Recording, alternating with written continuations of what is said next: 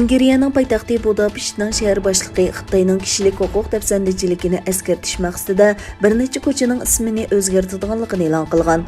Qarorga asosan poytaxtdagi bir ko'cha Tibetlarning ma'naviy dohiysi Dalay Lamaning ismi bilan ataladigan bo'lib, yana bir ko'cha Uyg'ur sheitlari yo'liga, yana biri bo'lsa Erkin Hong Kong yo'liga o'zgartirilgan.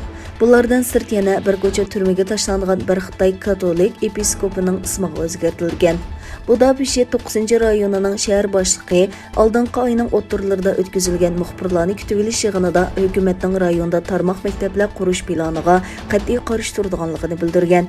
Ismi o'zgartirilgan ko'chalar Xitoyning donglik universiteti bo'lgan Fudan universitetining pat yaqinida Budapeshtga qurmoqchi bo'lgan maktab rayoniga yaqin bo'lib, plan bo'yicha mazkur maktab rayonida san'at, meditsina, savdo va qurilish qatorliq kasblarni o'z ichiga olgan 500 fakultetda 6000 o'quvchi magistrlikda o'qitilmoqda ekan.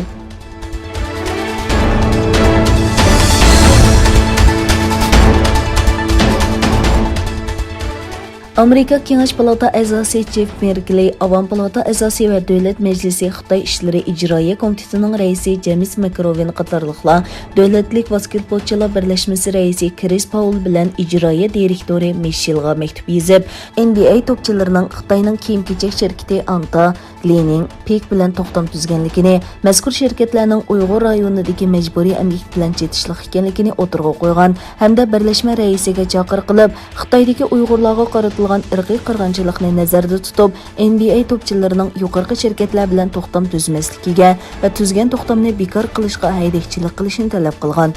Maktub yana 2018 yildan buyongi dokladlarda Sharqi Turkistondagi paxta mahsulotlarining majburiy emgak vositasi bilan ishlab chiqarilganligi haqida ishonchli faktlar borligi, mazkur paxtalarni ishlatgan Xitoy shirkatlari bilan bo'lgan savdo munosabatining NBAning shundaqla NBA topchilarining inovatiga ta'sir yetkazganligini bildirgan.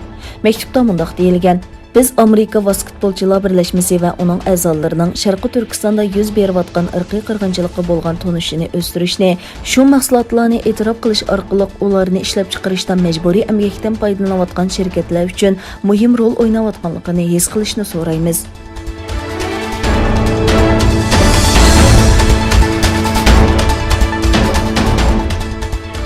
Xitoy prezidenti Xi Jinping Kommunistik partiya yig'inida o'zlarining dunyoga Xitoy xalqining baxt saodati uchun tirishadiganligini ko'rsatishi kerakligini aytdi. Muhofizatchilar gazetidagi xabarlarga qaraganda, Kompartiyaning yig'inda so'z qilgan Xi Jinping xalqaro jamiyatning Xitoydagi kishilik huquq dafsandichiligiga bo'lgan inkosining kuchayishiga ergishib, Beijingga bo'lgan salbiy tonishini buzish kerakligini o'tirib qo'ygan. Shenhua agentligining xabar qilishicha, u mundaq degan: Biz cho'qim Xitoy Kompartiyasi to'g'risidagi tashviqot va tushuntirishni kuchaytirishimiz kerak. Biz chet ellarga Xitoy Kompartiyasining Xitoy xalqining baxt saodati uchun tirishayotganligini tushuntirishimiz kerak. Garchi Xitoyning dunyo sahnasidagi o'rni kun sari kuchayotgan bo'lsa-mu, ammo kishilik huquq xotirasi, bo'libmi Uyg'urlarga qaratilgan kishilik huquq dafsandichiligi, Hong Kongdagi jiddiylik va Tayvanga qaratgan qadamlari sababidan tanqidga uchirmoqda.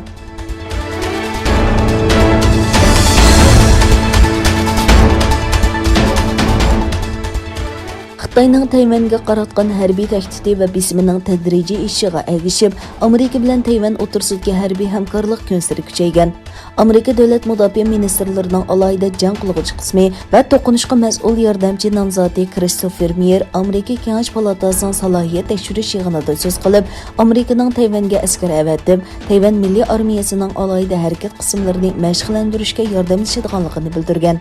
Taybey birlashma xabar gazetining Tayvan davlat mudofaa ministrligining manbasini naql keltirib xabar qilishicha, Amerika armiyasining bexatarlik hamkorlik brigadasining ofitser askarlari allaqachon Shinjon nahiyasidagi bazada milliy armiya birlashma brigadasini mashg'ullantirishga yordamlashgan.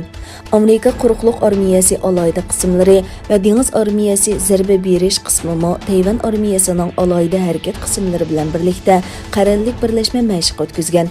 Amerika dengiz armiyasining quruqliqda jang qiluvchi alohida harakat qismining qo'mondonlik organimi bu yil tunji qatim Tayvanga xodim avatgan.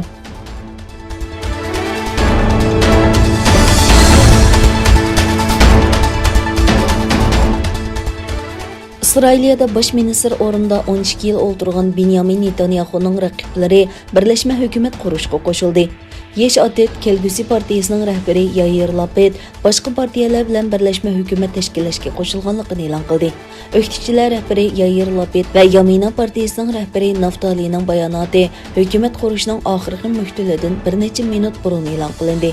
Bunun bilan yaqinqi 2 yilda 4 qatim saylan o'tkazgan, ammo hukumat tashkil etmagan davlatda 5-chi qatim bilet tashlashga kirishning oldini oldi.